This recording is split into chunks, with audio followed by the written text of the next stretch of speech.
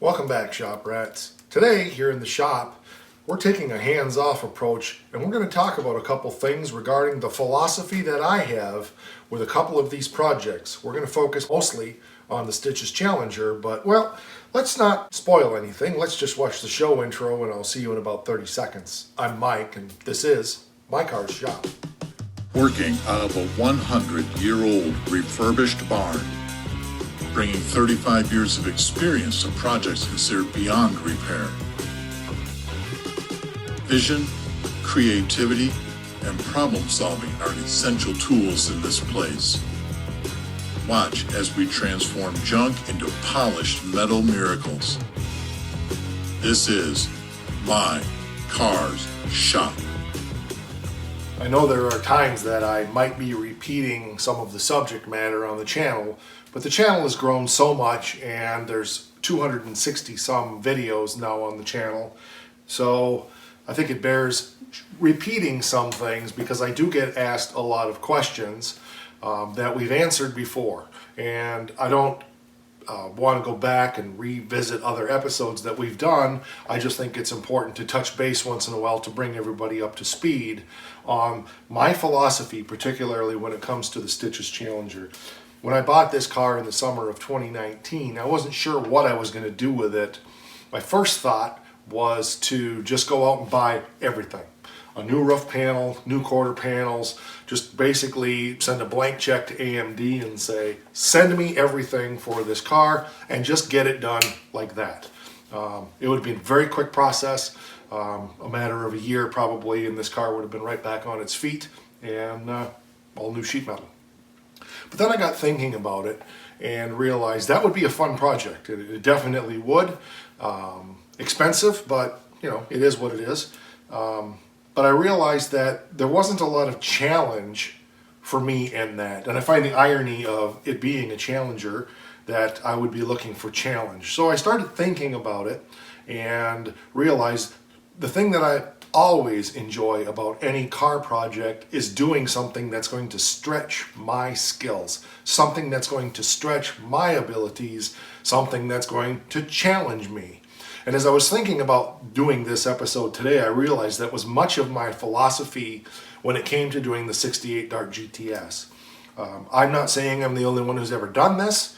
I'm the only person that I know who's done. I narrowed the unibody on that car. I did not go out and buy an S&W chassis kit or a Chris Alston chassis kit or whoever to put in that car. I decided to go ahead and narrow the unibody, use a leaf spring suspension that was designed to have my own version of Caltrax type traction control, which I still haven't got put on the car, and do it all by hand. And I spent 6 months to 9 months just working it out on paper and thinking about it and coming up with design ideas on how to narrow that unibody in a way that would make sense. I did that car in 1994 to about, I think I had it on the road in 2000 maybe, so over 6 years, and I certainly didn't work on it most of that 6 years. It was just one concentrated effort. It was actually an Easter weekend that I pulled the car in, cut everything out, and had everything welded back in and had the car back on its wheels because I had an automotive repair shop and it was tying up a bay in the shop and I needed it.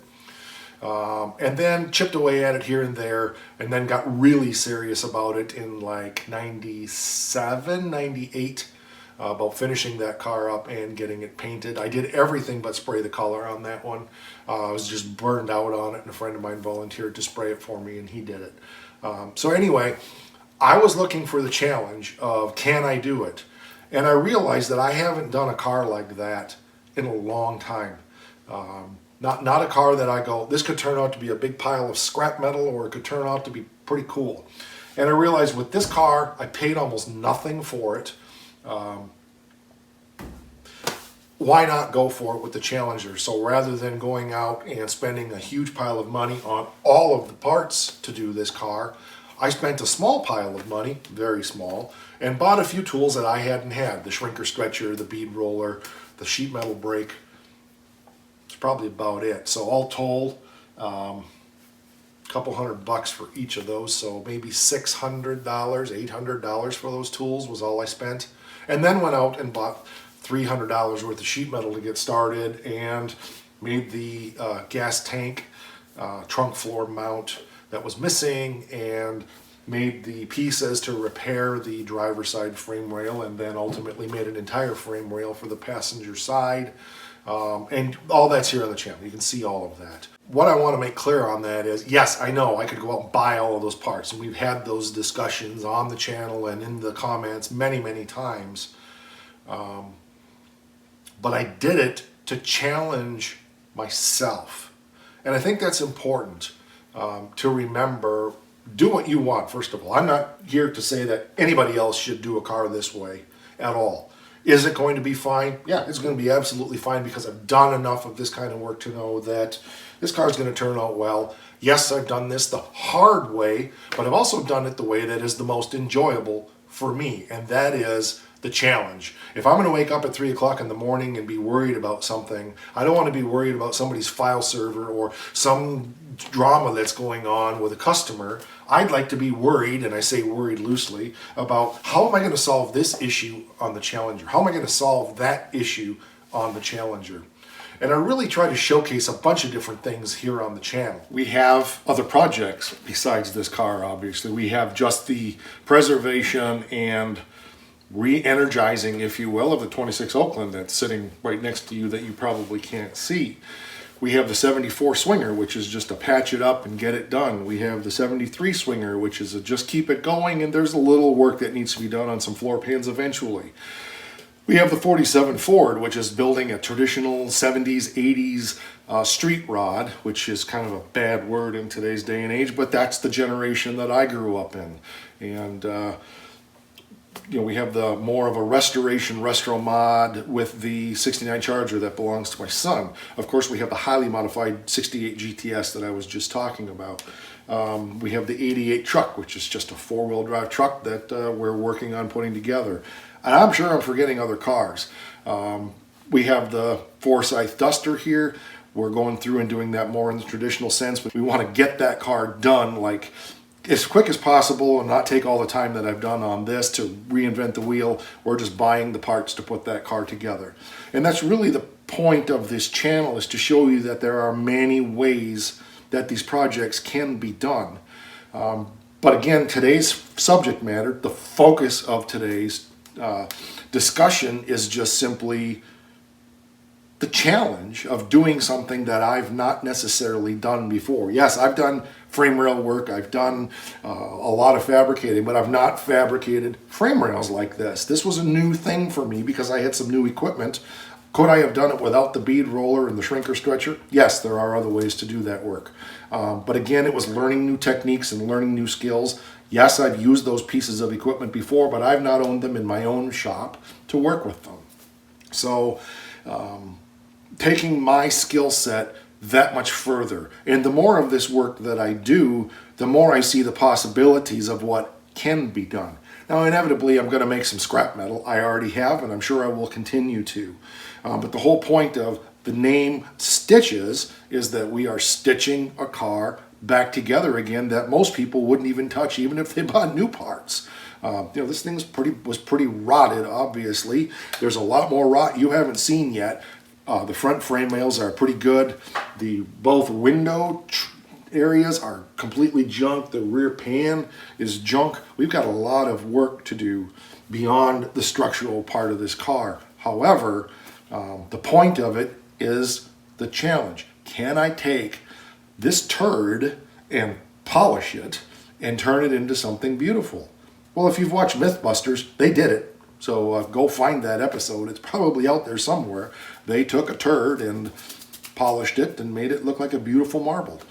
So yes, you can. And that's my hope with Stitches, is that we will take this turd and put something together that's beautiful, something that will blow your mind, that will blow my mind, and the sense of satisfaction that I did this and hand fabricated 90% of the stuff that went into putting this car back together. For me, it doesn't have to be for anybody else. For me, I am willing to settle on the fact that there are going to be welds around and things aren't going to look exactly factory, to know that, like Steve Urkel used to say, Did I do that? For me, that's where it's at. Every time I take the GTS out and I drive that, I'm reminded of how much of that car I built, how much of it I engineered myself. Not just the chassis, but the fuel system, built the engine, built the transmission, built the rear end.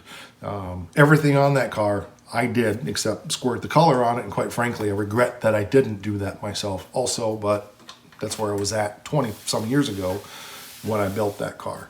And that's the same thing with this. You know, I really am looking forward to taking this car out and driving it and enjoying it and just experiencing the sense of satisfaction that I built this thing literally by hand, most of the stuff. Now, there's still things I'm up in the air on, thinking about a theme overall for the car, and I've not talked about that. We know it's triple black car, black satin stripe, longitudinal stripe, black vinyl roof.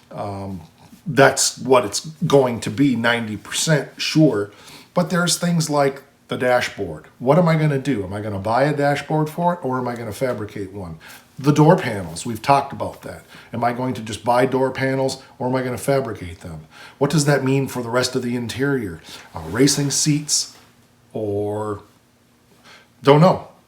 So there's a lot of things that are up in the air, with a mind and a picture and a vision for what is this car really going to look and feel like if let's say if I do fabrication on the door panels and the back panels. You know, these cars have quite bulby, if you will, panels. I've got one upstairs, one of the door panels for this car, and they're not just a flat piece. So what would that look like if I fabricated this myself? Could I fabricate something that would give the feel of what it was like from the factory? I have a template. Or do I want to fabricate something completely different? Or do I just want to take the easy way and just go by the door panels? I don't know. Those are the things I enjoy thinking about as much as I enjoy working on the car most of the time. Right now, I'm pretty burned out, which is why we're having a talk session today instead of working on the Oakland or working on the Duster or working on stitches. So as in any episode that I do, I want to bring it back around and just ask you to think about what it is that you're working on and set what your goals are. Don't let somebody else tell you how you have to do it. Again, as I've said so many times, you want it to be safe. You don't want anybody to get hurt, but you want to have fun with it, and it's your creation. Maybe consider doing it a traditional way if it's a high value car like a 440 6-pack, whatever. But this is a 318 car that came out of a scrapyard, as you've heard me say ad nauseum. So what does it hurt to, rather than buying a rear valance, to take one that was mangled and a non-exhaust cutout valance and make it an exhaust cutout valance and make it fit the car? Now, I'm looking at this going, you know what?